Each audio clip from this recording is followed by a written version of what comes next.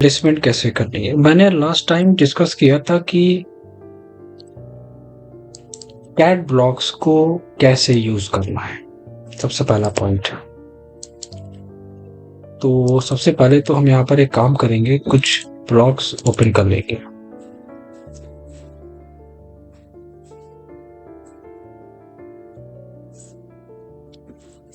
कोई भी एक model, control c and control v. जैसे हम उसे कॉपी पेस्ट करेंगे, सबसे पहला स्टेप होगा उस मॉडल को हम पुट करेंगे कहां पर, डोर की लेयर पे। उसको हम रैंडम स्केल करेंगे SC एंटर करके। शेप ही आपको बता दिया था लास्ट क्लास में। डोर प्लेस करना बताया था, डोर प्लेस करना सर आप बता दिया था, ठीक है। तो हम लोगों ने डोर प्लेसिंग तक सीख लिया था, ठीक है। चलो कॉलम्स को हम लोग सिलेक्ट कर लेते हैं, उसके बाद फिर आगे का स्टेप स्टार्ट करते हैं।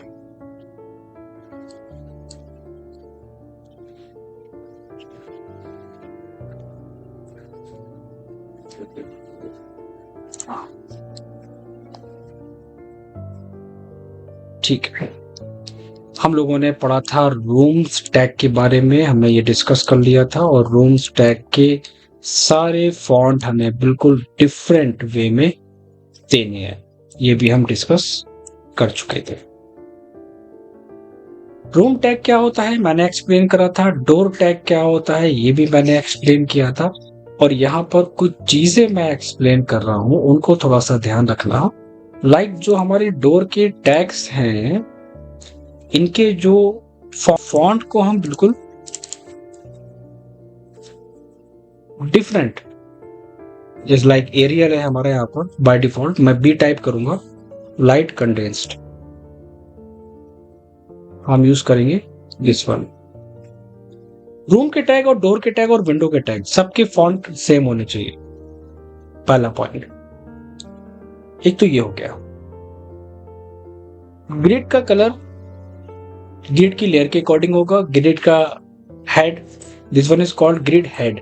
ग्रिड हेड भी हमारा, जो कलर मैं यूज कर रहा हूं वही कलर होगा, कोई भी अदर कलर हमें चूज नहीं करना है। इतना करने के बाद हम लोगों ने लास्ट टाइम डिस्कस किया था कि फर्नीचर्स आइटम को कैसे डिजाइन करना है, काफी इंपॉर्टेंट पॉइंट था हमारा। हम लोगों ने क्या पढ़ा था कि एक एक ब्लॉक्स हम लोग वहां पर क्रिएट करते हैं, हम लोग बनाते हैं, मतलब कैट ब्लॉक्स को इंपोर्ट करते हैं, और कैट ब्लॉक्स को इंपोर्ट करने के बाद देन हम उसमें ऐड करते हैं सारी चीजें। ये हम लोगों ने वहां पर देखा था, तो बहुत इंपॉर्टेंट पार्ट था, इस चीज का हमें ध्यान रखना है। कैट ब्लॉक्स को इंपोर्ट कराना है, उन कैट ब्लॉक्स को स्टैंडर्ड साइजेस पे पुट करना है। देखो ड्राफ्टिंग जो होती है हमारी, किसी भी ड्राइंग को अगर प्रोफेशनल बनाना है तो उसका जो बेस है, उसकी जो डिटेल्स है, वो ज्यादा इंपॉर्टेंट है। एक ही पॉइंट को फोकस करके चलना है ड्राइंग्स के अंदर, क्योंकि ड्राफ्टिंग स्किल्स ऐसे स्ट्रांग नहीं होती है, आपको हर एक पार्ट, हर एक चीज की डिटेल देना होती है। मतलब एक तो होता है हमारा बेसिक वाला पार्ट, और दूसरा हमारा क्या होता है कि हम लोग door tag, window tag, room tag use करते हैं, लेकिन बहुत सारे प्रोजेक्ट्स में वॉल टैग भी यूज करा जाता है। ये भी हम आगे डिस्कस करेंगे इसे, ठीक है। अब इतनी सारी चीजें आपने इंक्लूड करी, ठीक है। अब पॉइंट ये आता है कि अगला स्टेप हमारा यहां पर क्या होगा।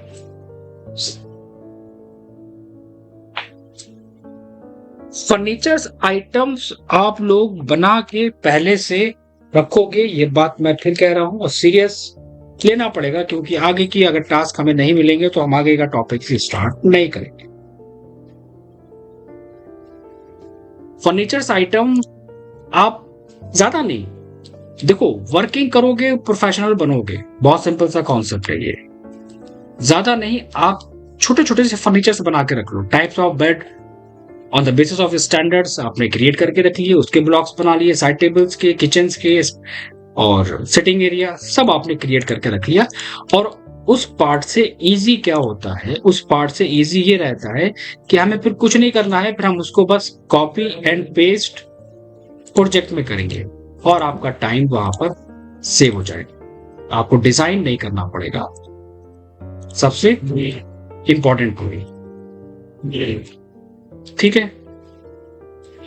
एक बात और ध्यान रखनी है आपको बहुत अच्छे से, वो ये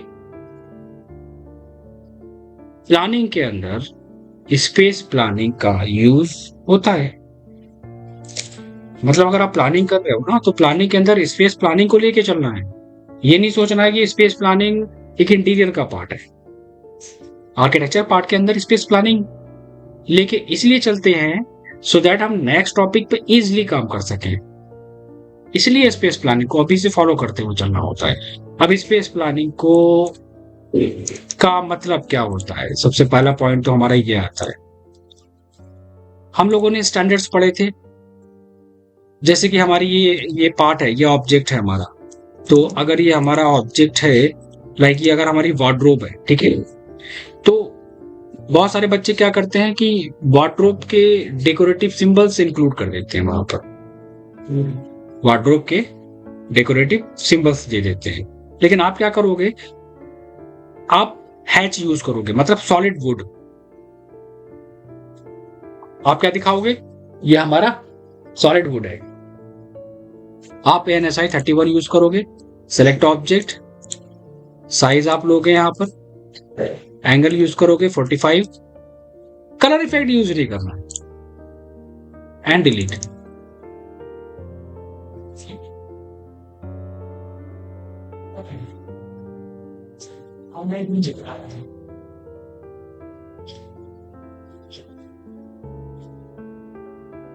ठीक है, एक टैग लगा दोगे।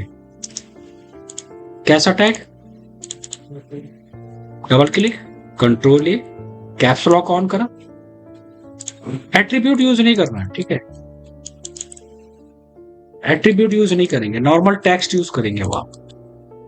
ये हमने वहां पर टेक्स्ट दिया, and this one is wardrobe, और टेक्स्ट का फॉन्ट हमने चूज करा लाइक जो हमने अभी बताया था, दिस वन, एंड प्लेस। कोई different different types of models use नहीं करना है, डेकोरेटिव मॉडल्स वगैरह कुछ नहीं। ड्राफ्टिंग है तो चीजों को एक बैलेंस के साथ लेके चलना। हमारे पास टीवी यूनिट है, ठीक है, कलर फिल करना है नहीं, बहुत सिंपल वे में, ठीक है। सिटिंग एरिया आपके पास है और फॉन्ट आपने यहां पर चूज करा बी टाइप करके, लाइट कंडेस्ड के नाम से। साइज वगैरह आप यहां पर चूज करो। जो चीज मैं बता रहा हूं ना प्लानिंग के अंदर, उन्हीं पार्ट को ही लेके चलना है, इस बात का ध्यान रखना है। अब स्पेस प्लानिंग का मतलब क्या हुआ, अब स्पेस प्लानिंग तो हम ऑलरेडी डिस्कस कर चुके हैं, एक बार और मैं उसको रिपीट कर दूंगा कि स्पेस प्लानिंग में हमने क्या क्या आप लोगों को गाइड करा था, क्योंकि मैंने बोला था ये बेसिक्स है, और बेसिक अगर आप पढ़ोगे अभी तभी आप प्लानिंग पे काम कर पाओगे, राइट। ये मैंने क्यों कहा था, वो मैंने इसलिए कहा था क्योंकि आपने यहां पर पढ़ा था ना स्टैंडर्ड्स को। आपको यहां पर क्या मिलेगा, आपको यहां पर बेड साइड टेबल्स मिल जाएंगे, उनके साइजेस मिल जाएंगे। दूसरा वार्डरोब मेजरमेंट क्या मिलेगा आपको, यहां पर आपको मिल जाएगा clearance, allow a clearance of 36 to 48 inches in front of the wardrobe depending on its panel so that there is enough space for circulations even if the wardrobe shutters are open। या तो हम बहुत जल्दी वाला काम करेंगे बस, ठीक है, ये सिंबल है, ये सेक्शन को रिप्रेजेंट कर रहा है, नहीं,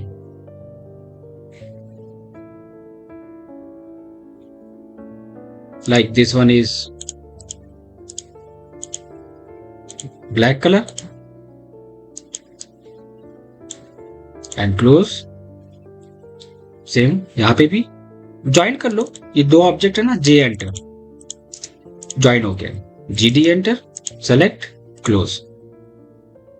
अब हम इसको कर लेते हैं ग्रुप या ब्लॉक कर लो, जिसमें जो भी ठीक हो, और इसको यूज करेंगे हम सेंटर में। सेलेक्ट,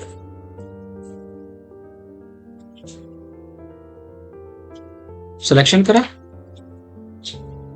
और स्केल कर दिया।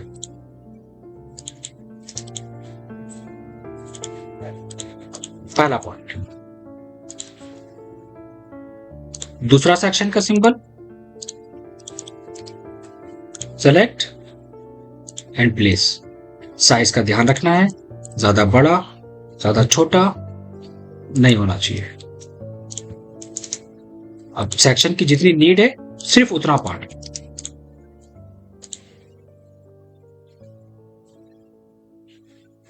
ठीक है, कोई हैचिंग नहीं, कोई फ्लोरिंग नहीं।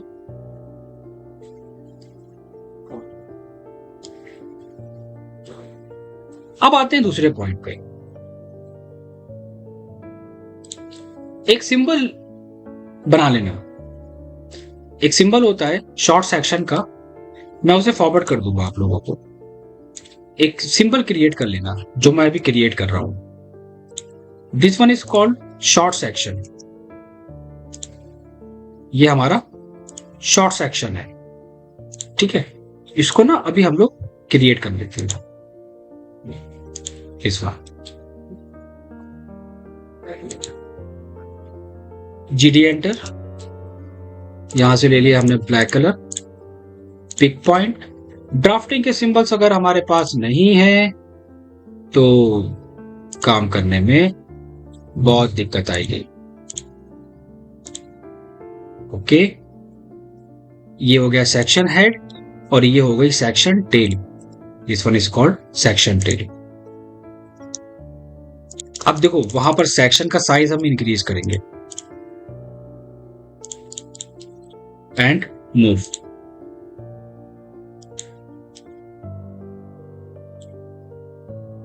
ठीक है,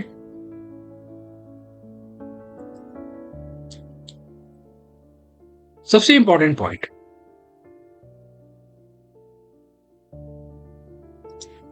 हम डी एंटर करके डायमेंशन के स्टाइल्स क्रिएट कर लेंगे। डी एंटर करके डायमेंशंस के स्टाइल्स।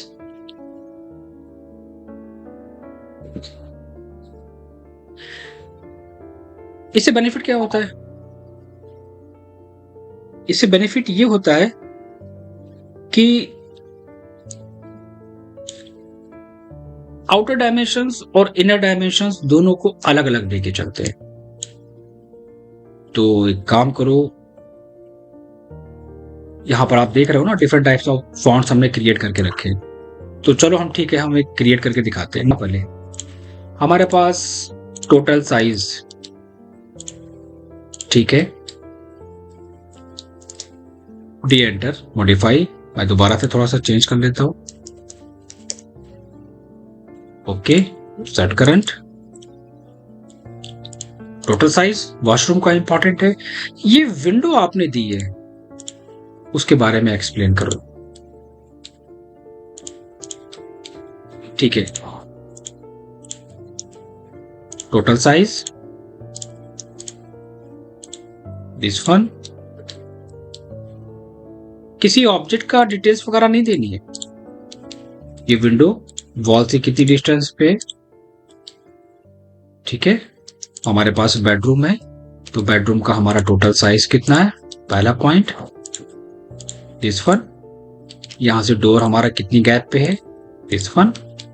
विंडो वॉल से कितनी गैप पे है हमारे पास, ठीक है। टीवी यूनिट से मुझे कोई मतलब नहीं है। स्पेस प्लानिंग के डायमेंशंस इंक्लूड कर सकते हैं जब बड़ा प्रोजेक्ट होता है, छोटे प्रोजेक्ट में नहीं। अब जैसे हमारे पास यहाँ पर स्पेस है तो हम दे सकते हैं। अगर स्पेस है तो। ठीक है, दिस वन डेप्थ, हमारे पास ड्रेसर है, तो पहला पॉइंट आएगा, पूछा जाएगा साइज टोटल कितना है, डेप्थ कितनी है, उनकी डिटेल्स क्या है, हम डिस्कस करेंगे। जो काफी बच्चे इस पे फोकस नहीं करते हैं। जब हम एक्सटीरियर डिजाइन देखते हैं, क्योंकि मुझे पता है कि आज अगर हम एक्सटीरियर प्लानिंग पे काम कर रहे हैं तो आगे हम इसके 3D पे काम करेंगे, ये बिल्कुल कंफर्म है। मुझे पता है कि अगर आज हम फ्लो प्लान क्रिएट कर रहे हैं तो कल हम उसी फ्लो प्लान का उसका एक एक्सटीरियर डिजाइन भी करेंगे, राइट। लेकिन एक बात हमेशा ध्यान रखना, आगे की डिटेल्स जब पॉसिबल होती है, जब आप का जो बेस होता है, जब आप चीजों को वहां पर दे चुके होते हैं। अब सोचो, यहां पर ये हमारा एक्सटीरियर है,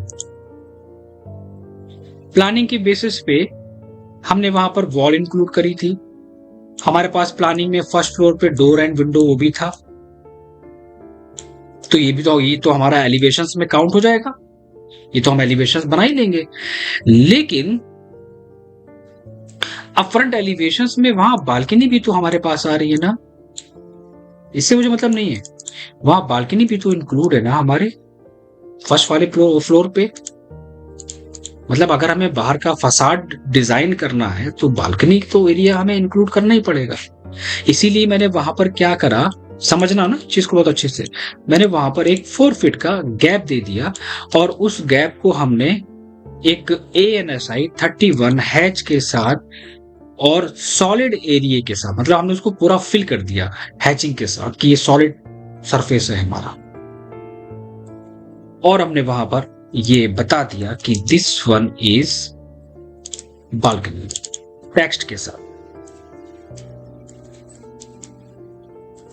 मैंने फॉन्ट को चूज करा B टाइप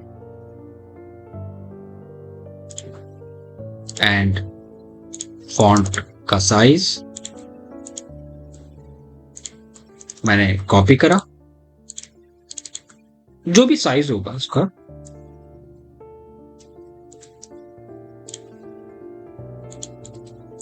उसकी डिटेल्स प्रॉपर्टीज इंक्लूड कर दी। सामने वाले ने रीड करा ड्राइंग को, अच्छा फर्स्ट फ्लोर पे आपकी यहां पर बालकनी आ रही है, ओके ठीक है। अब चीजों को थोड़ा सा ना अब क्रिएटिव लो। अब क्लाइंट ने तो ऐसा कुछ कहा नहीं मुझसे कि आप बालकनी में कुछ ऐसा स्पेस यूज करना, या आपके पास अगर स्पेस हो तो आप कुछ सिटिंग एरिया वहां पर मेंशन कर दें। तो मैंने क्या सोचा कि अगर हमारे पास स्पेस है, क्योंकि आप एक डिजाइनर हो ना, तो आपको हर एक पॉइंट को, हर एक चीज को देखना पड़ेगा, तो मैंने सोचा क्यों ना चलो हम उसके स्पेस को यूटिलाइज कर देते हैं। भाई क्लाइंट देखेगा तो कहेगा अरे वाह वेरी, उसको हम कन्वर्ट कर देते हैं एक एरिया में। ये हमने दे दिया वहां पर सिटिंग का पार्ट एक्स्ट्रा एंड मूव। अब ये नहीं करना जो कहा गया है सिर्फ वही, आपको लग रहा है कि हम एक्स्ट्रा इसमें इंक्लूड कर सकते हैं, ठीक है आप करो।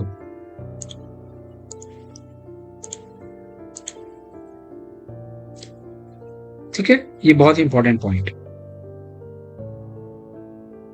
ये हमें सोचना पड़ेगा।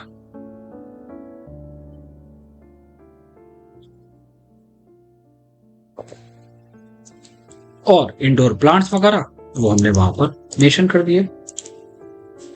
अब बालकनी अगर हमने वहां पर दी है तो बालकनी में यहाँ पर पैरापेट वॉल आएगी, पॉइंट नंबर 1, और ये हमारी ग्लास रेलिंग भी है। तो आपने क्या करा, ये जो वॉल हमारी आ रही है ना, ये हमारी पैरापेट वॉल है, और पैरापेट वॉल को हम एक डिफरेंट कलर के साथ यूज कर सकते हैं और उसकी थिकनेस भी हम वहां पर दे सकते हैं। ठीक है, एक तो पॉइंट हो गया ये आपका।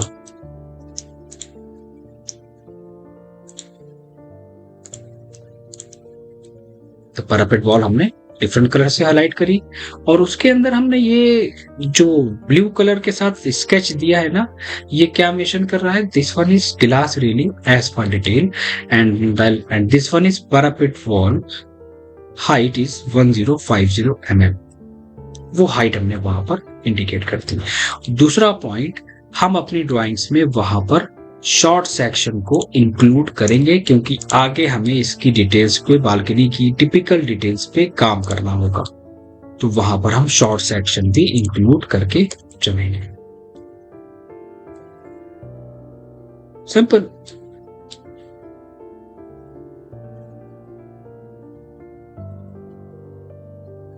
आज के लिए बस मैं इतना ही रखूंगा क्योंकि वरना बहुत ओवर हो जाएगा,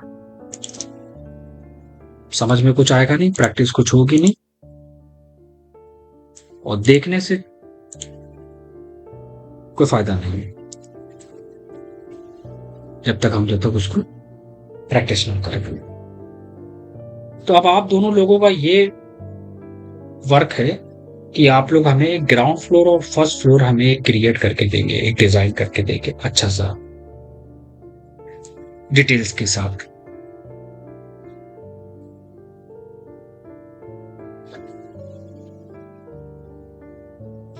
बताइए। ठीक है, और उसकी डिटेल्स हम ग्रुप में शेयर करेंगे कि क्या आप लोगों को बनाना है, क्या क्या चीजें आप डिजाइन करेंगे, वो मैं ग्रुप में शेयर करूंगा। शेयर करेंगे क्या? नहीं, कैट ब्लॉक्स हम शेयर कर दिए। ठीक है,